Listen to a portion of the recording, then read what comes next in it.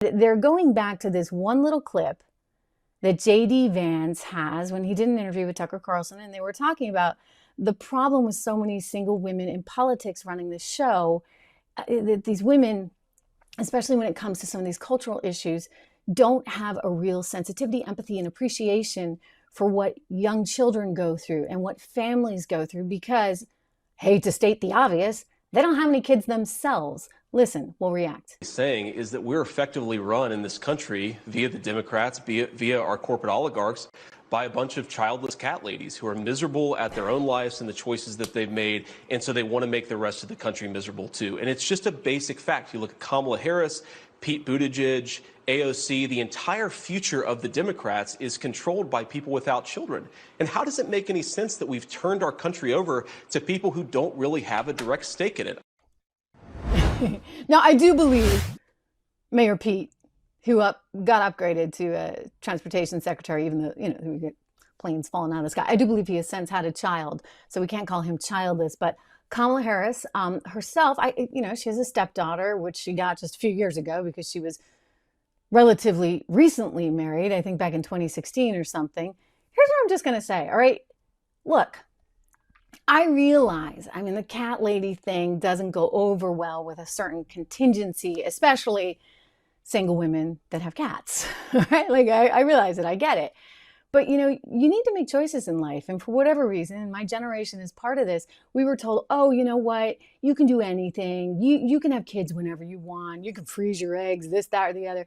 You don't have to get married. You should focus on your career. And I think there's something just sort of fundamentally wrong with that. The reason I'm going to say this is because I think that the most important thing you can do in life is meet somebody that you're going to fall in love with and have a relationship with that person that's meaningful and have children with that person. That is so far above and beyond anything, I'm going to get emotional, anything that work is ever going to offer, okay? Like, that should be everyone's goal, men and women, to meet the right person, because if you get that right, you know what? The rest of life is a home run. If you can meet the person that you're going to spend the rest of your life with, and you love that person, and he loves you, then the rest is just gravy, right? Work, all this other stuff. But like, that's the hard part. And they try and make it look like it's easy, and it's just, an option that you check off on the box. Thank you very much. I'll get the husband, but I got to focus on my career. And I think that's really fundamentally wrong. I know when I was in my early 20s, I lived in New York City, and I knew a lot of single women with cats. There was like a type. They were like 30-something, single with cats, and they were all kind of unhappy. It's a huge generalization. I get it. And I say this with sensitivity and with empathy. I knew when I was in my early 20s, I didn't want to be one of them. I really didn't. And I actually remember being very aware, keenly aware, of how important it was for me to meet the right person, because I knew I wanted a career. I knew I wanted to do a lot of things, but I also knew I didn't want to do it alone. Nobody should want to have to go through all this alone. And yet the Democrat Party has pushed this ideology, like, you can do it, you can do it, you can do it, you can have kids later and meet your husband later. Well, you know what? Meeting your husband good's kind of a nice thing, right? You grow together. You have opportunities to experience life together, and kids are part of that. And I think that it comes with a certain kind of sensitivity. I get kids knocking on my door literally as we speak. Guys, give me a minute as I talk about all this. We're in Italy, so I gave them 15 euros and said, go get some gelato and come back.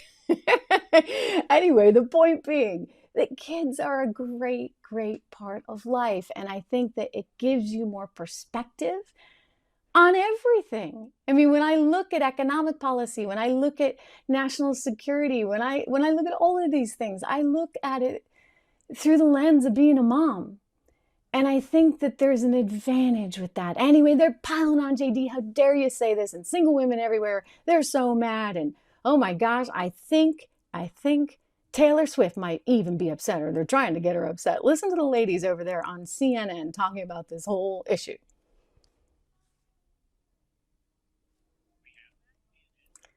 I think we do. I think this is Liz Plank. Do we see that? Drew and I are talking in real time. He's got it. Okay, let's watch. You know, this stretched beyond just hearing from Dem surrogates and people for the vice president to, I mean, Jennifer Aniston doesn't often, from what I've seen, get involved in politics. And even she was responding today. Yeah, this was very personal for a lot of women. It was very personal for Jennifer Aniston. And let's be clear, right? You do not have to give birth to biological children in order to have value. And if anyone's unclear about that, we should just ask any president we've ever had, right? We don't question the contribution of men in our society because they don't give birth. And so we shouldn't be doing that for women either. And speaking of childless cat ladies, it's kind of, you know, obviously this comment was from 2 years ago, but it's you know, there's a lot of them doing great things in the world. I think about Taylor Swift, who carried, you know, single-handedly the U.S. economy on her back last summer, made $5 billion for the U.S. economy in less than 5 months, helped stimulate local economies. And so, yeah, American women come in all shapes and sizes. They come from all kinds of different family configurations. So for J.D. Vance to denigrate an entire group of women based on an arbitrary skill that he doesn't even have is really embarrassing. And it's not embarrassing for women, it's embarrassing for him. Well, and You hear that? Okay, I hate to break it to you, lady, but the size of the U.S. economy isn't going to survive on Taylor Swift's $5 billion alone. But think about the logic there. They're trying to say, like, she's so great, she's so awesome because she made all this money. That's the thing. How messed up are your values when that's what you're valuing over family and love?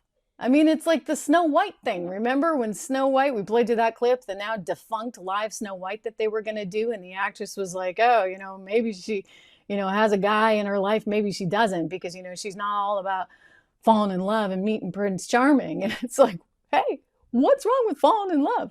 So I just have to, like, take this back for a minute and say, no, I mean, I actually feel bad for people that have not met someone. I think that's the hardest thing to do in life. I mean that. Like, that is the hardest thing. If you get that right, everything else is a layup.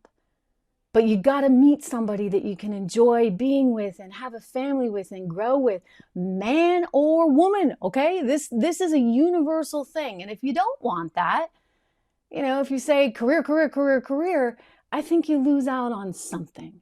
And I do think that JD is onto something when he's like, okay, these people are making these decisions and they've never had to experience what it's like having a child that's going through a challenging time, that's going through those teen and tween years where they're trying to find themselves, and all of a sudden you got schools and the government forcing this, that, and the other on them. No, parents are a good thing, okay? Like, we've been there, done that, and we have a perspective on life that is valuable in politics. So this is where they're going, right? They're trying to exploit, basically, oh, JD, he's bad, Trump is bad, women won't like him, blah, blah, young people, okay, let's all galvanize around Kamala Harris. Isn't she our hero? Let me tell you, I certainly wouldn't want to grow up to be Kamala Harris, even if she becomes the president of the United States. Would you? Do you want your daughter to grow up to become Kamala Harris? I don't think so. I don't think that's what we aspire to.